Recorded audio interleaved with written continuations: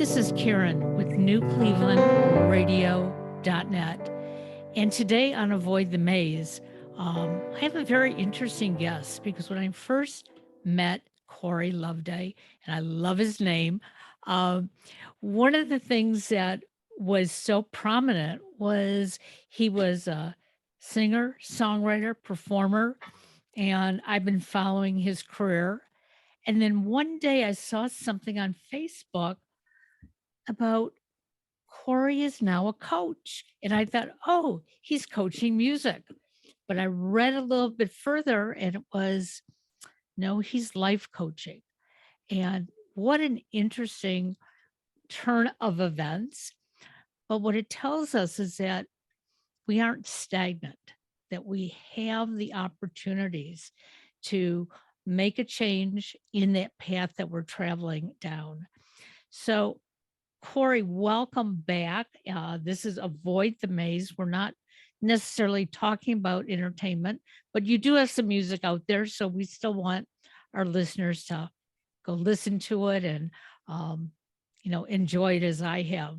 But let's go back to the fact that I found you on Facebook and you said you're coaching. What was the thing that said, you know what, I need to go in a new direction? Mm. Well, in 2020, I had released an album on March 6th, and I think something like a week later, I had my last show uh, for that year because of COVID. And so I lost everything that I had booked, all my shows, every house show to venue gig to really everything. And that year I was planning to put a band together and to go on tour and tour the album. And so, like a lot of people, I entered a stage where it was full of unexpected um, turns, and I started to really think about my career more because I had time. I had time to reflect on what I wanted, what the next steps were, how I was going to maneuver out of the pandemic. And the more I thought about what really was currently bringing me joy outside of shows, because I was sort of imagining, well, what if this lasts a while? What can I do right now? What can I learn right now that's new, that'll be exciting to me, that's outside of my current like scope? And the thing that I was really enjoying was that I had a few students that were not just asking me about songwriting and piano and voice, which is what I was teaching to this sort of select group of students, but they were also asking about maybe how to book gigs or how to be confident on stage or how to present themselves to someone, which was sort of a businessy, there were businessy questions, but there were also philosophical questions about how to maneuver through relationships and all sorts of other things. As um, you could imagine being a self-employed or a business owner, there are all these questions that come up that you have to answer that are outside of the specific thing that you know about if you're a musician or you're a coffee shop owner or whatever it might be. And so we started talking about these things that were outside of our sort of daily lesson schedule. And I loved that. I loved that so much. And fast forward from those lessons maybe 2 years into early 2022, um, I had a couple people mention coaching to me. And honestly, in full transparency, I thought it was all a scam. I thought, well, this is kind of silly. I don't really get what's going on here. But the more I heard about it, the more I became interested in it. And people were mentioning it. You should look into this, try it. I think you'd be good at it. And so, sort of because of that encouragement from other people and from the similarities I saw in some of the teaching I was doing to the possibility of coaching, that got me interested enough to start learning about it and then to get a certification and go through courses and whatnot. And so that was sort of the journey from being a musician to being really fascinated with becoming a coach. I'm glad you brought up the comment that when you first heard about it, you thought it was a scam because um, I too felt that way in the beginning. Although one of my um, very special friends who's a podcaster with me, um, she's been coaching for a long time. But I looked at her differently because she's a lawyer, has numerous other degrees, and she started coaching within the law practice, helping. And I thought, well, yeah, I understand that. People do things like that. But the more we did her podcast, which is called The Intentionality Gurus, I started realizing that coaching was so much more than having a conversation with your best friend. And for me, much more effective than therapy. Because in therapy, I'd go in and I would tell the therapist whatever she wanted to hear. But in coaching, I find that when I'm asked a question, it's really hard for me not to be transparent Mm. because the question opens up more questions within me. And I've seen that with coaches that many of them will say, well, I'm going to go do the certification to see what it's all about, but I'm probably never going to use it. And then, like yourself, um, I've been watching you on Facebook and those little snippets that you put out there, I think are very encouraging for your listeners because you're promoting some questions Mhm. for us to stop and think. So 2020 was a hard year for all of us. Um, I went and had knee surgery 1 week before lockdown. So I didn't understand the enormity of it for about 8 weeks because I was already housebound. Uh-huh. Week 9, when I had to start my physical therapy at the therapist's office, it was a different world. Mm. And I realized at that time, even what I'm doing here, I had to approach it differently. So I can't imagine what it was like for you coming out with music that you were really proud of, really wanted to promote, and invested in monetarily as well, Mhm. thinking, now what? Yeah. When you started slowly switching to coaching, did you feel like you were leaving something behind with music? Yeah. Yeah, absolutely.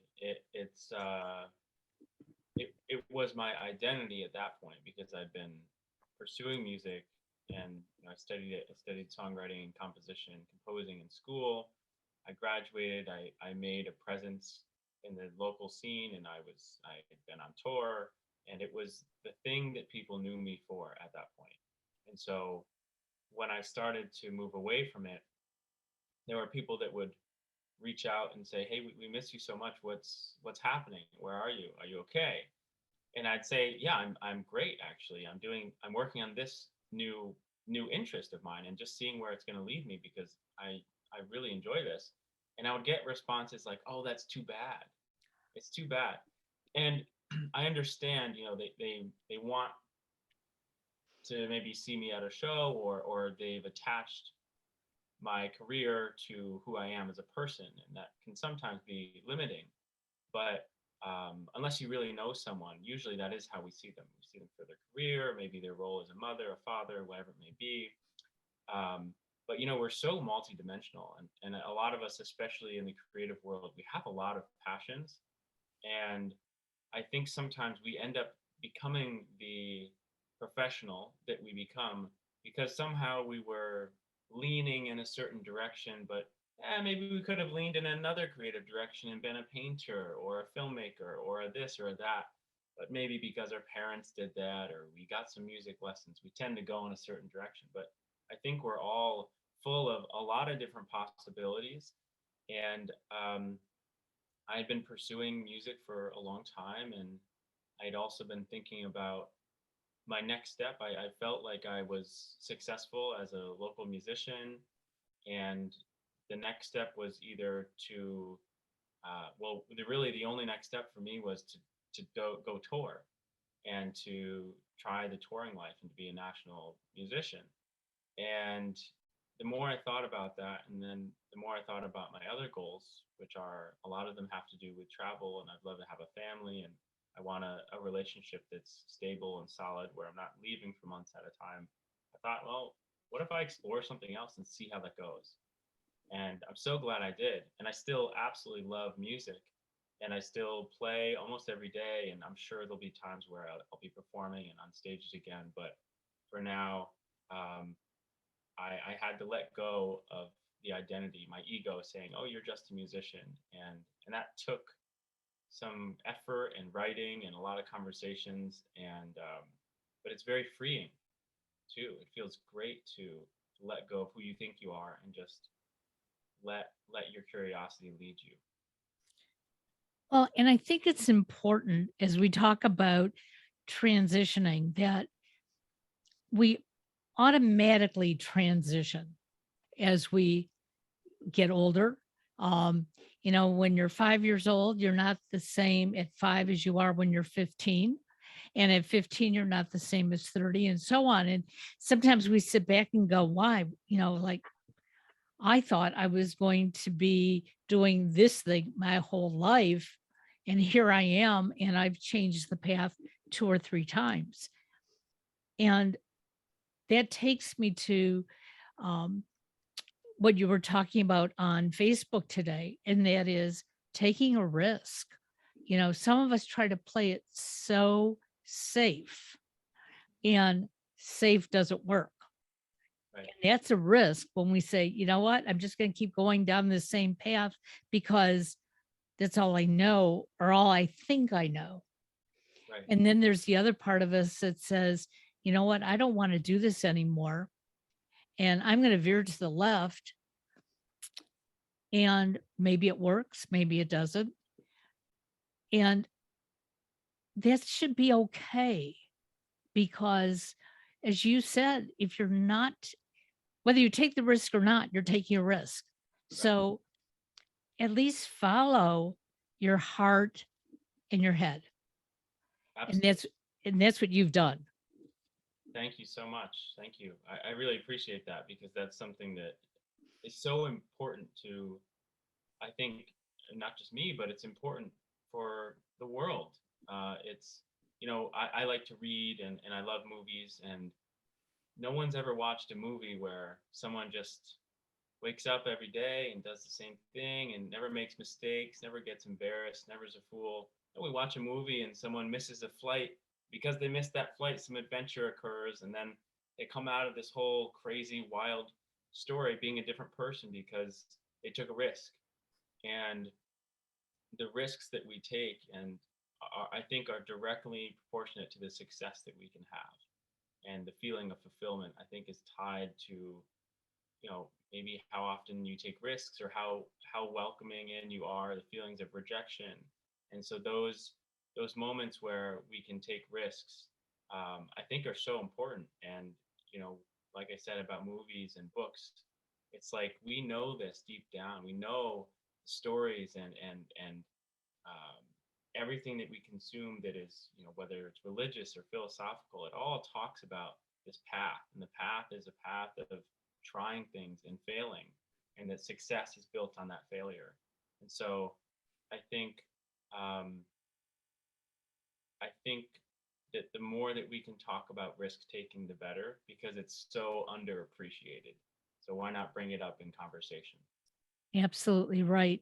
Well, the first big risk that I remember taking in my life, um, I was already in my 40s, and my husband had been working for Microsoft. At that time, they were a very small corporation. They were in their early days. And because he was working there, we had all this software in the house that we were sort of testing. Um, and so sort of felt like I was maybe one step above the rest of the general public out there. I sort of knew it. And he lost his job there because they made a big change. And I went online to apply for a job as a software trainer. Now, I didn't have any training. other than having a communications degree and playing with the software. And I got the job. And I remember walking in the classroom the first day, and these were all business people from Fortune 500 companies. Wow. And they were expecting somebody who was going to come in and was going to just bombard them with all this information. And I sort of looked at the group and I thought, oh my God, I don't even know where to begin. So I opened up and I was transparent. And I said, all of you are going to use this software a little differently.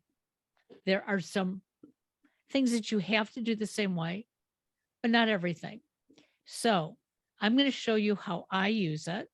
And then I'm going to tell you there's this big, thick book that your company just bought you, and you can read it from front to back and follow the exercises, or just go put it on the bookshelf. And I became successful at training because I trained individuals the way, just in conversation. It wasn't, an instructor up there, oh no, you got to get it right. And I remember after a couple of years, somebody said to me, how did you have the nerve to do that? And my first answer was, well, they didn't want to hire me.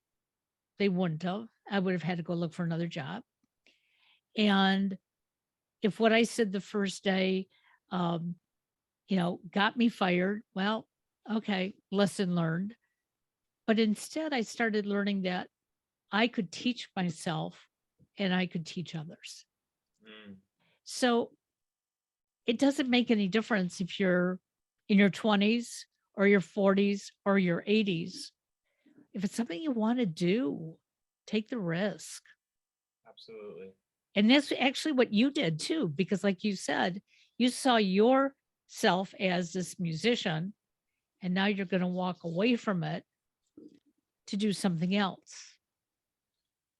Yeah, and I'll also add that in this transition, when I was sort of in the phase of deciding what I wanted to do, deciding what the next step was, I pulled up on my laptop like 20 different tabs of TED Talks about career.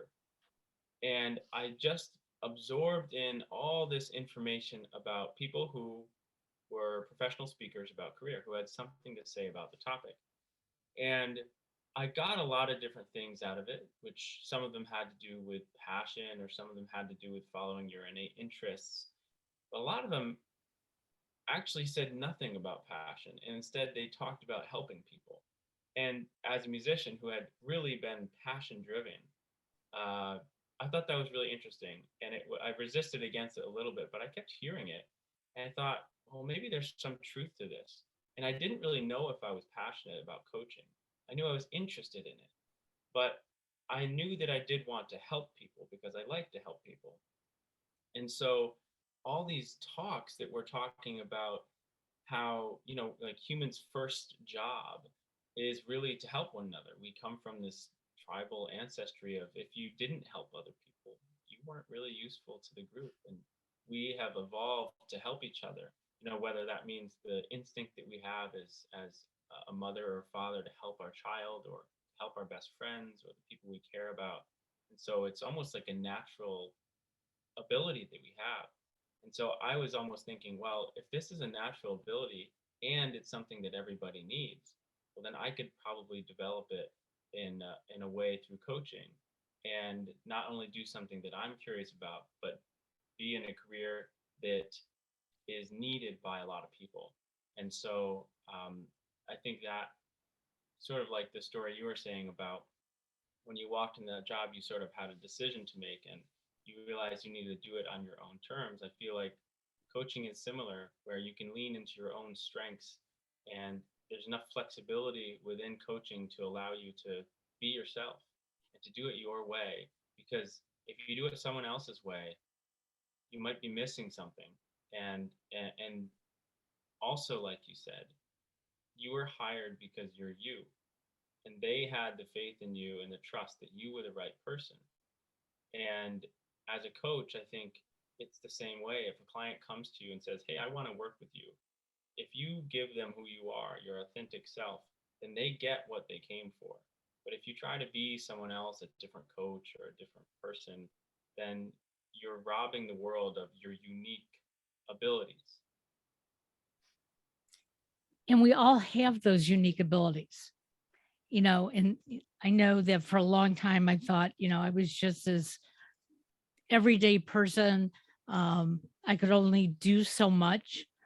Uh, but I'm very lucky. I have a husband who has seen my strengths before I have.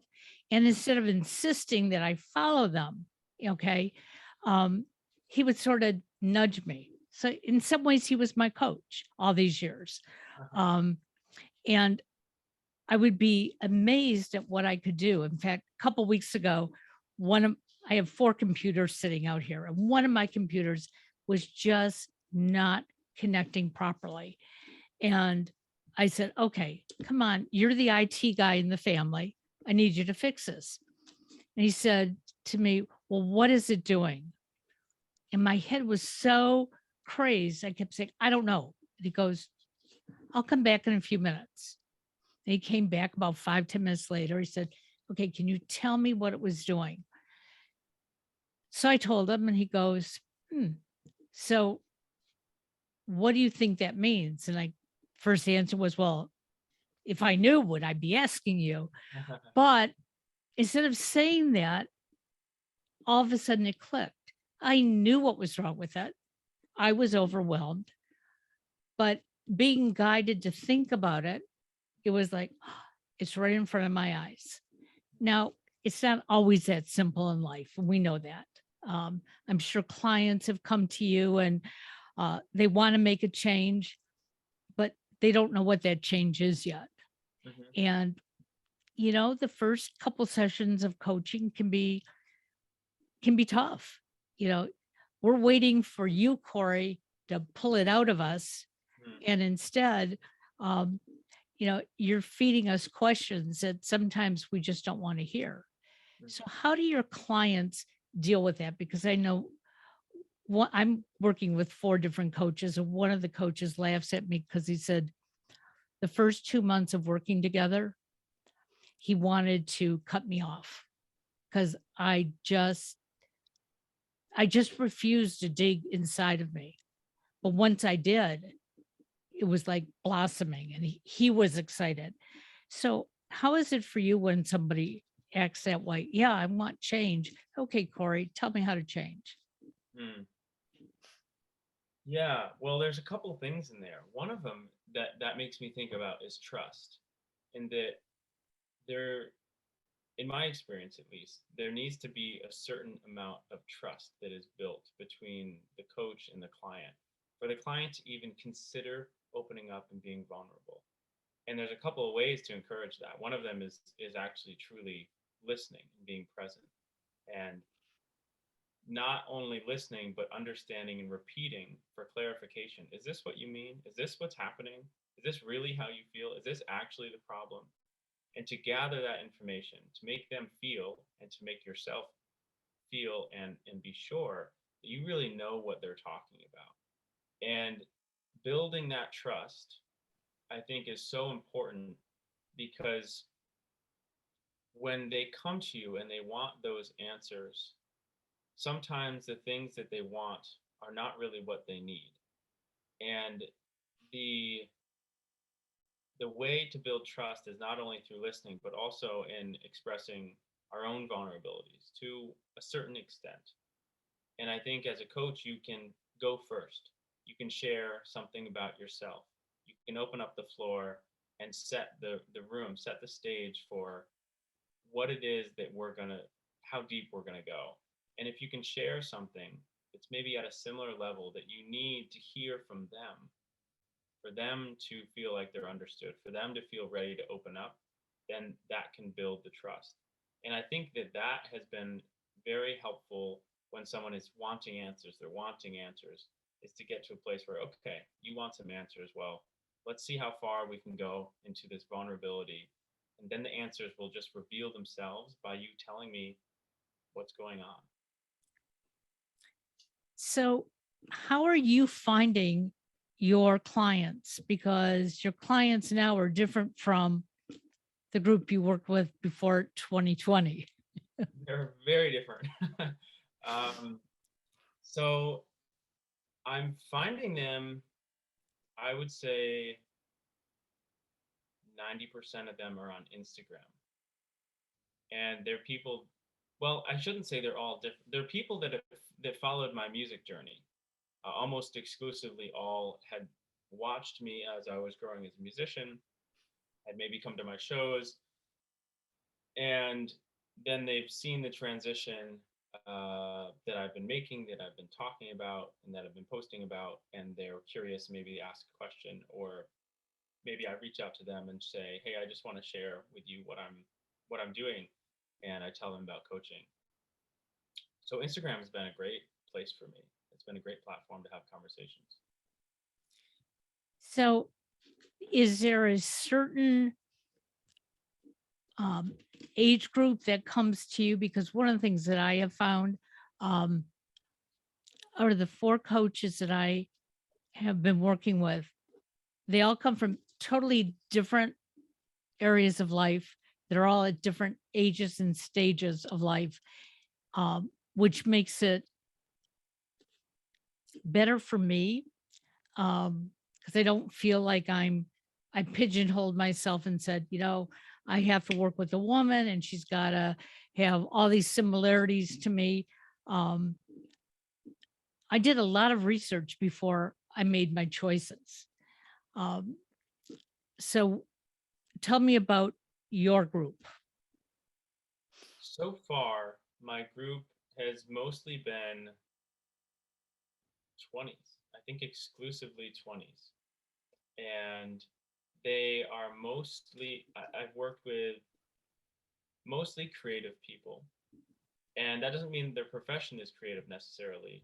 I just finished up with a client who was in the Navy for 8 years, but he's also a photographer and he's also a traveler, and he's was very very creative as well. But a lot of them are people who either are an artist that want to build their business or grow their business, or they are people who are in a job or a career where they're not feeling fulfilled. They might have a passion or an interest that they're interested. They've been thinking about turning it into a career and they haven't budged on it. They haven't made any moves. They haven't taken the leap. And they're wondering, hey, how do I do this? Where's my first step? How do I do this and feel like confident or feel like it's okay to either quit a job or transition to part time to start the business? So a lot of the conversations are around people doing things that they're passionate about, because that's been a lot of the things that I tend to talk about is pursuing something that gives you meaning, because we spend something like, I think it's 90,000 hours on average in the US that we spend working. And I know that that time, it's going to shape who we are. So we might as well take that time and say, oh, this is an opportunity. What can I do in this time that's going to make me better, maybe smarter, more creative, more happy, more joyful? Um, because I think that that time that we spend, it shapes who we are. And then it also shapes the people around us. You know, if you come home for 40 years to a spouse after working 10 hours or 8 hours at a job that you really hate, it's going to affect our relationships. It's going to affect who that person becomes. It's going to impress onto our children, well, I'm just going to work for the man and I'm doing this and that. Or you can impress upon them that, wow, work is this beautiful opportunity to do something that helps the world or that lights me up. And that message to the people around us is, it is a way to change the world. It is a way to make the world a better place. And so I do think that the career is sort of the aspect that I've been focusing on the most. Well, I think it's interesting because you brought up the comment um, that you knew that you liked to help people. And when I was working as a college counselor, almost every student who came into my office wanted to be a nurse. At least that's what they said. And my question always was, and what drives you to that? Oh, I love helping people. And I'd say to them, well, I'm not a nurse and I'm helping you. And they'd look at me like, well, no, that's not the same. And I'd say, well, yes, yes, it is, just in a different manner. Um, I had somebody who asked me why I um, do training and sales training um, at a big box store every weekend. I'm there for 4 hours a day, Saturday and Sunday, and I'm helping the staff understand, you know, this, you may not be passionate about your job, but this is how we can make it more fun. This is how your customer can feel fulfilled. Um, and I was asked, you're standing on your feet for 4 hours and, you're more creative than that. And I said, but I'm helping the sales force and I'm helping the customer. Yeah. So when I say I like to help people, I do, but I'd be a horrible nurse. I don't even like the sight of my own blood. Uh, and I know as a musician, your music and your words help a lot of people, even the ones that you will never ever meet. Mhm. But this has to be more rewarding when somebody comes to you and strips down, those barriers so that they can see what it is that they can actually do. They can take those risks. Yeah, yeah, that's a great connection that you make because I think it's a different type of connection. There's something really beautiful about being on a stage and connecting with a bunch of different people who are just all looking in the same direction. They're all feeling a lot of the same emotions, and there's this beautiful connection.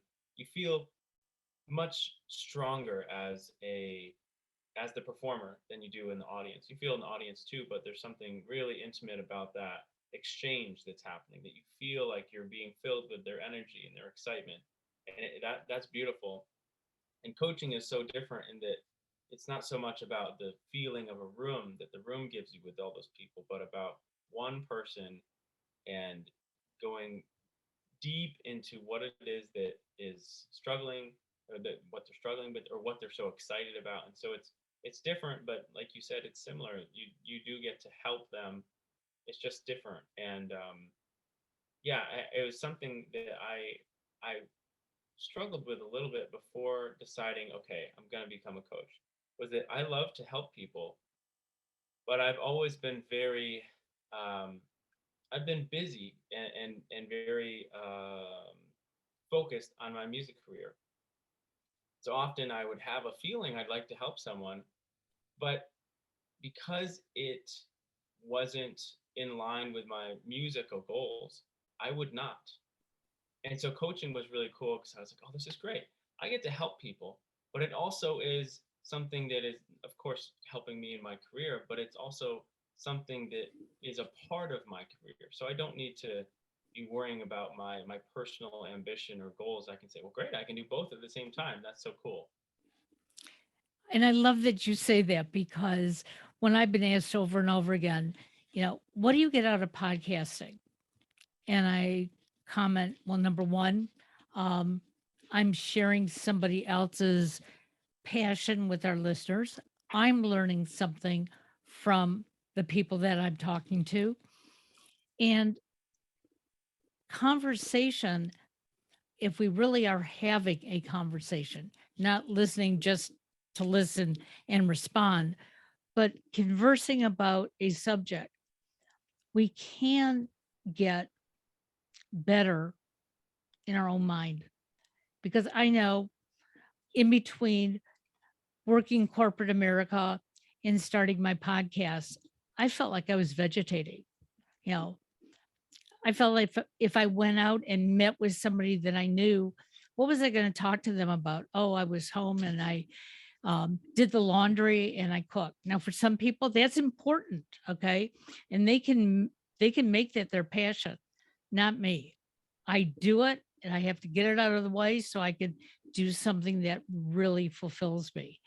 So I want our listeners to know that you don't have to just be sitting around wondering what if or, you know, I should have done this or I shouldn't have done that. Um, Hmm. because sometimes those things that we shouldn't have done really prepare us for the world ahead. Absolutely. Absolutely. And the way you said that actually reminds me of something else that I read a while back, which is that when we have a choice to make, or we're trying to decide on something, there's really three options. And there's one option where we can not do that thing, not decide to make a leap or try something and never know. Or we can do that thing and we can fail and learn how to do it better next time. Or we could do that thing and succeed. And those are really only the options that we have.